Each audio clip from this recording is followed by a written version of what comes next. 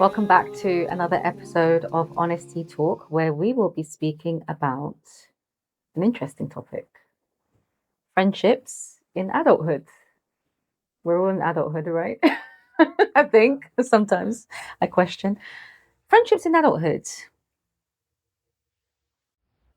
What comes up for you? What comes up from? Okay, we're starting with me today. Okay, I'll bring it. um, You want me to be honest? Please. Okay. The older I get, the less I am in need of people. I have always kind of counted friends on one hand. I know a lot of people, but true friendship, I can count on one hand.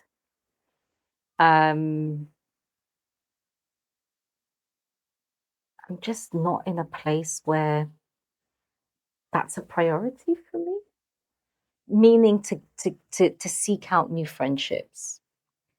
The existing ones that I have,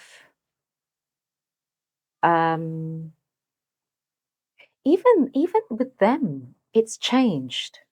So whereas when I was younger, I think there was like this constant like being in touch, seeing each other, spending time with one another. I think my friendships have kind of evolved into there could be a huge gap in communication, but when I need to show up for her, I'll be there. And when she needs to show up for me, I know she'll be there and we'll just carry on from where we left off. And it's become like I can have a laugh with my friends, but it's actually become more of a companionship. And I think that's actually what I crave more is companionship rather than friendship. What's the distinction for you? The distinction for me between friendship and companionship is that for me, friendship, it's kind of like on the shallow end of a relationship, as in, you meet up, you have fun, you go crazy. And companionship is like, are we going to be supporting each other to enter Jannah? Quite frankly. Like, are you going to call me out when you see me moving away from the Siratul Mustaqim? Are you going to like be advising me in terms of what Allah loves? Are you going to be food for my soul? Am I going to be food for your soul? When I leave your company, am I going to feel like, man, I've been nourished? And are you going to feel the same? That's my answer. What about you?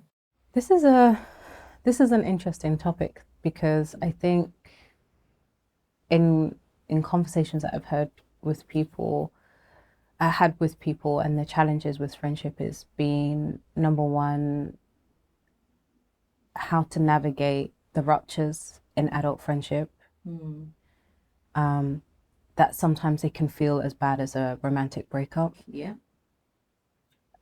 Especially where it's been a long-standing relationship we've had with someone and you've changed, they've changed, or they've actually been a rupture, a breach of trust, a betrayal of something, and how that can really shake your core as a romantic betrayal or breach of trust can feel like.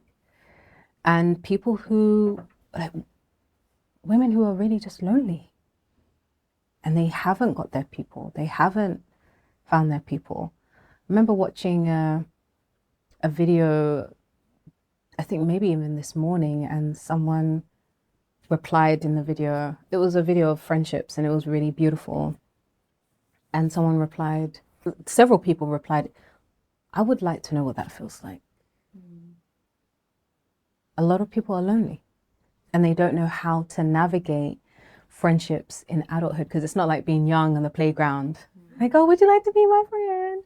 It's not like that. So how does one who is yearning for friendships, for companionship, who feels quite lonely in life, especially if they aren't married or they have a very lonely or empty, void marriage.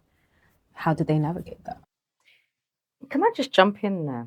I don't think not being married means that you're necessarily craving friendship. No, that some people who are in that place, who they aren't married and they don't have that friendship to fill that void of companionship, or some people who are married and they don't have they have an empty marriage, so they don't even, and they don't have that void, that the friendships to help fill that void of companionship. Sumayah? Um, Because I have some things to say on it, but I think I'm going to be quite. so I'm to soften the blow. You're going to soften the blow, yeah. I think what you were saying about companionship and friendship and the depth. For me, the depth is necessary, and I'm also a count on one hand person.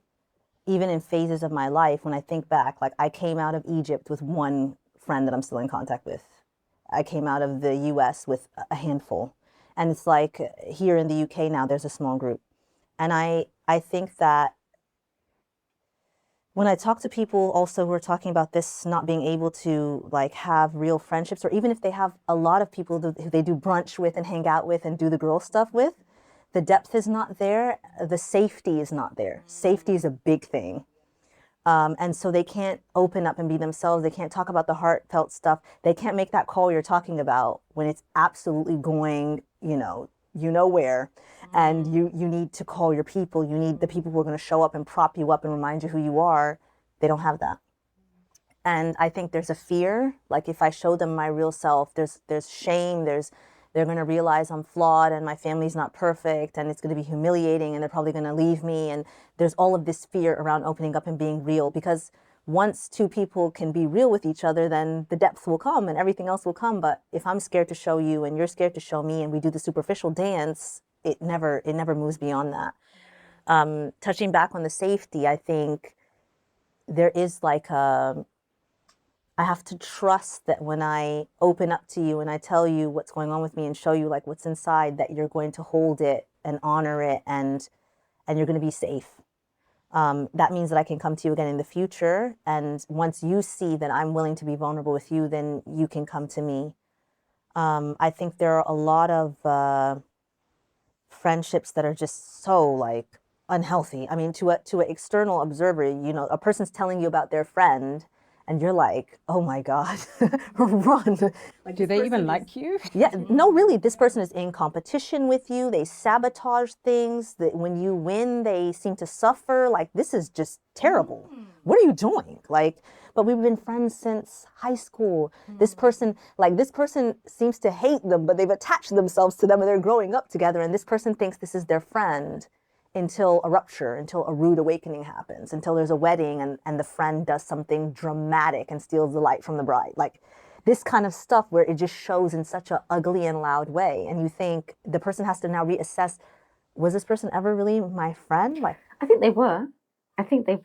Well, maybe not the toxic ones, but I think we grow out of friendships. And that's certainly something that I have experienced. Whereby, yeah, sisters that I spent a lot of time with, we had very vulnerable conversations. We're no longer in touch. We just seem to just grow apart, and that's okay. There's nothing wrong about that. I think sometimes it's like Allah knows you need different companions at different stages of your life. And I think that this doesn't just happen like at our age.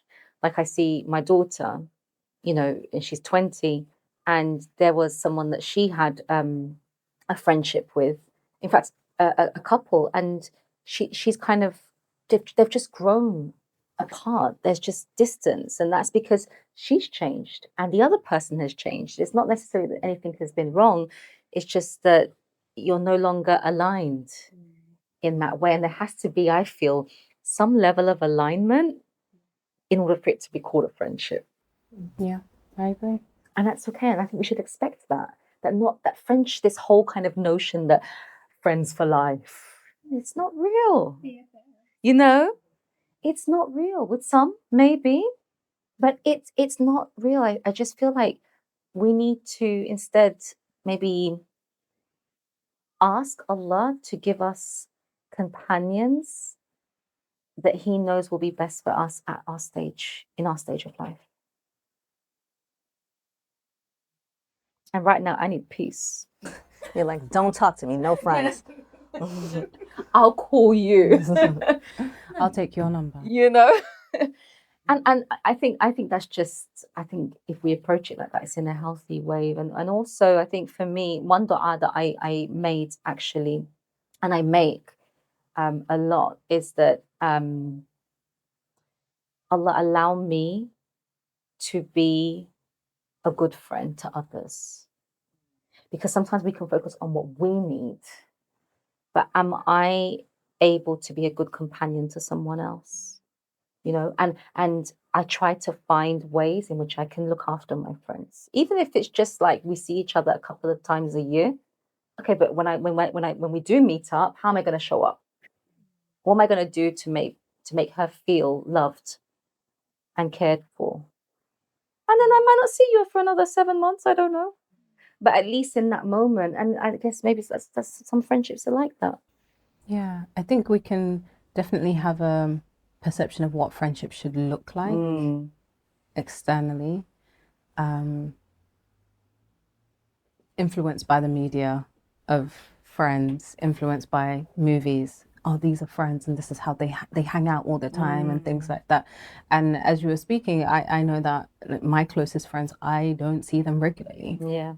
And we're good. And we don't speak every single day, and we're okay. Yeah. And that's a healthy level of friendship. I think there's a difference when it becomes a needy, codependent kind of vibe where you feel like you can't exist without this person's presence. And that's not healthy. And maybe that's where a lot of us suffer, because we want this. We haven't done maybe the healing work to heal what's beneath all of that need, that neediness. But the person's not able to be like that for us and with us. And so we feel like that person's rejecting us, but they're not rejecting us. They're just rejecting that neediness that person's coming in, that energy. But yeah, I'm in a place right now where I'm very content in my friendships. Alhamdulillah. And I feel trusting and trusted in the circles that I, again, one hand. And it's funny because my eldest, my son, he used to say to me, "Oh, mum, you've only got 5 friends. Are you? Oh, I feel sorry for you." Now, in his adulthood and his big 21-year-old self, he's like, "Yeah, I got 1 friend." I said, "Oh, what happened?" What happened? But we grow to realize that actually it's not the number, it's the quality. It's the quality. Always. Yeah. It's the quality of the people. If you've got one person in your corner, that one person who reminds you of Allah, or that one person, even if they're not Muslim, right? Even if they're not Muslim, but they are there for you, they're down for you, they are that covering for you, in terms of they maybe they're not even a Muslim, but they know what Muslims should and shouldn't do, and they'll call you out like, "Hey, don't you guys?" You know, that's special. And if it's just one, it's enough. It's enough. I think sometimes we feel like we need to have many around us in order to feel like we've truly, like, we're loved. It's the attention versus connection that you imagine. You know, you see someone, you think this person is in a public facing, you know, field of work, so they must be like surrounded by all of these, like, and it's like, yeah, there's a lot of eyes and there's a lot of, you know, but is that the true, real, you know, quality thing? Acquaintances and audiences and clients and community is one thing, and there's love and it has its place, and friendship is something else. Yeah, definitely. And I think along the journey you also realize what friendship isn't. You know?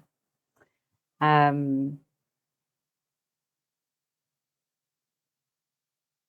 sometimes through the ending of a friendship, you realize what friendship is.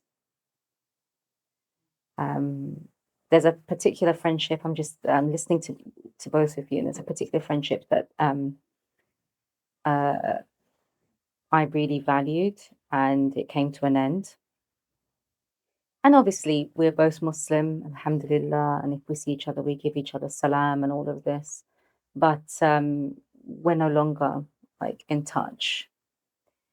And I've often wondered, because this was like the friend for life, you know, and this was a friendship that I never thought would come to an end, but it did. And it caused me a lot of pain. But then after some time, I realized that Allah is the best of planners, that our parting was actually for a good reason, because I think I needed to navigate life without her, and she also needed to do the same. And through that, by having that friendship removed, and I speak for myself, I'm not sure what she would say, but that friendship ending allowed us to grow, and we wouldn't have had it remained.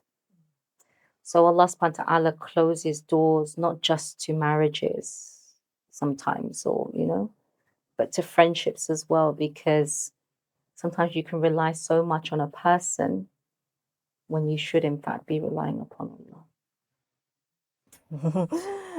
that yeah, 100%. It cuts deep. It does. And when it's happening, I think, just like you said, like now you're looking back and you've gleaned the wisdom. But in the moment, it's just very painful, and you don't understand how this person who's come all this way could now suddenly be so bad that they have to be cut out. Like, how? And you just don't get it. One of the kind of like features of making a habit of reading Surah Al-Baqarah is that it cuts people, like shears people off. Like, no, it's actually like dramatic. It's dramatic that people just get like wiped out like that. Off. A lot of things just disconnect. And with some, I think it's obvious. You think, okay, I can see how that might not have been the best like thing. But with others, you're just kind of like, I don't understand. I still don't understand why that had to happen, but I have to trust that it's what's necessary and it's what Allah knows. The thing what you said about your heart, like how our hearts get attached in a way that is not befitting for anyone besides Allah. You know, we do this thing that's it's borderline on shirk, the way we attach to people, and Allah knows that this is something our heart's doing. It's not intentional, so He has to remove them so that our heart can do its thing, you know, also outside of our control. It can be like a cleansing, and that by the end of it, really, a person who's on that path towards Allah is going to have very few people around them. Yeah. It's a very, like, in human terms, lonely kind of existence, because you really it ends up being mostly you and Allah. Even when you see your friends, it's kind of like few and far between, and it's a moment. And when you go, it tends to have a purpose and tends to be this thing. You come out with like the gold. This is what I was meant to get from our meeting. But it becomes you and Allah, and he is shaping you and preparing you and attaching you to Him. That's like, right. That's the key. I think anyone, friend, child, spouse, that becomes too important, too significant, and almost kind of steps into the place in the heart that actually should only be for Allah, something happens to that relationship. It's like Allah's teaching us, no, you have a big heart, and there's nothing wrong with having a big heart, but there's a part of it that must only be reserved for me, not for anyone else. No one touches that part. And the moment that they come close, that's the way I see it. It is, it can be painful where there is a severance in a really close, especially long-standing relationship. And I sometimes think, Allah, I don't know why you're arranging or rearranging my affairs like this, but I trust in the rearrangement. I like that. I don't know why, but I trust in the rearrangement. And the heart wants what the heart wants. So there's that dua for, Ya Rabbi, allow my heart to be pleased with the arrangement of my affairs in the way that you are arranging them, and to give me the companions that you know I need in this leg of the journey. Because like you said, every leg is different.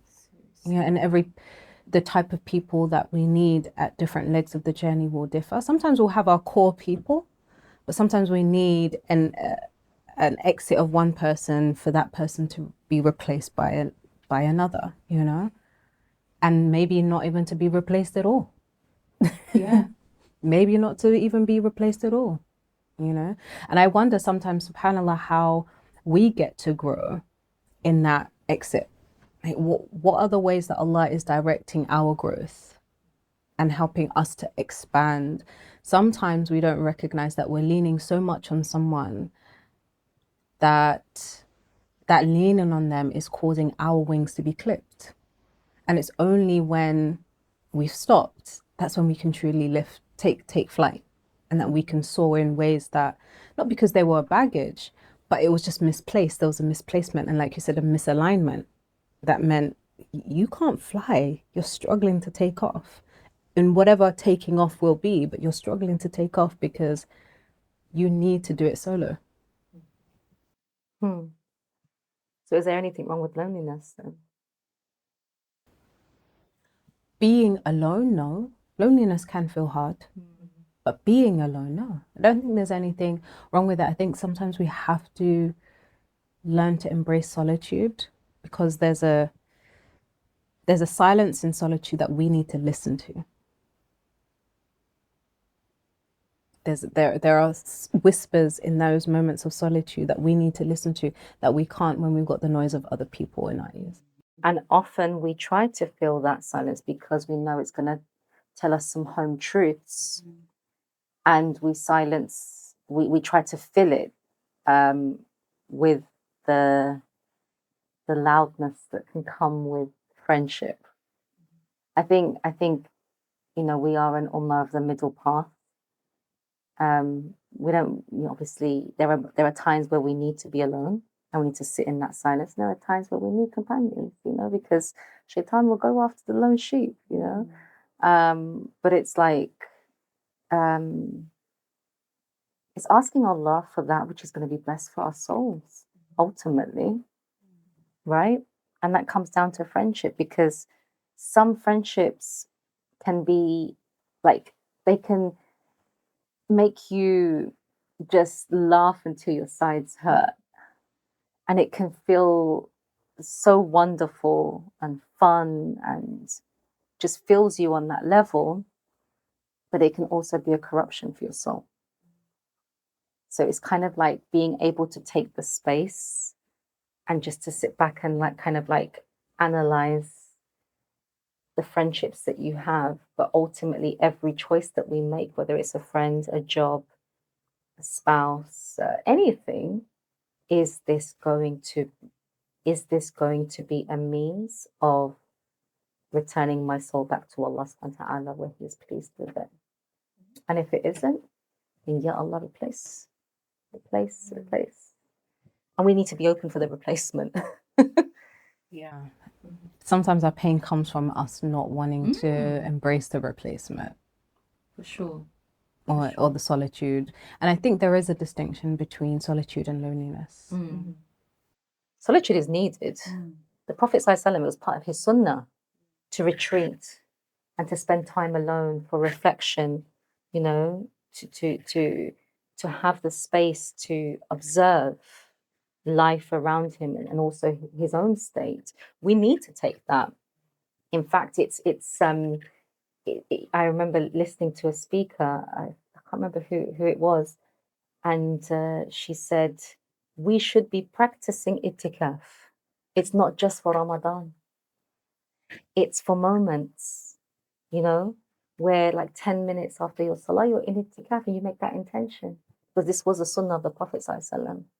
There's a time to be alone in solitude. There's a time to be with people. And again, we are the middle ground. We're ummah, the middle path. It's a balance between both. I think when you were talking about how being around people can change, like can impact you, and thinking about your connection to Allah, I can't remember who it was precisely, so I won't quote, but it was talking about how when a person is around, the other people, there's like a fog on their heart, like if it was glass, when you blow on it and it becomes not clear, that when a person is always surrounded by people, their heart has that little fog on it. And that when you're alone in solitude, you can become clear. And a person, like you're saying, like you can listen to the silence, you can hear when Allah sends you a sign, you can reflect, you can think, your intuition, you're switched on. We're not necessarily trained to do that. So some people like to surround themselves, like you're saying, by the noise to avoid the hard parts. And you'll find that they really struggle to be alone ever. But once you start to understand the value of it and appreciate that time, then you realize that it's actually really, really valuable and really it's a soothing feeling. But the loneliness is like, I need connection right now. And then it's like, yeah, call someone and schedule, or, arrange to go do something, or go to a meetup, or like meet the need. It's okay. There's no shame. Just meet the need, but the solitude is also a need. Yeah, definitely, definitely. Final thoughts on friendships in adulthood?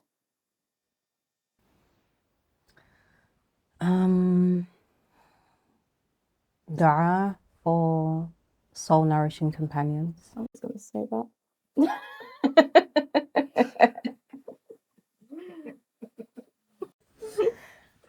That's it. Okay.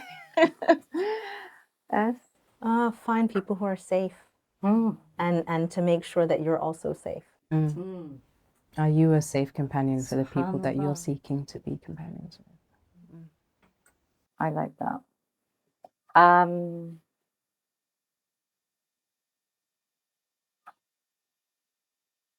Treat people as a means to coming close to Allah, because we should never be alone. When we're alone, as in completely separating ourselves from people, we're susceptible to the agenda of shaitan.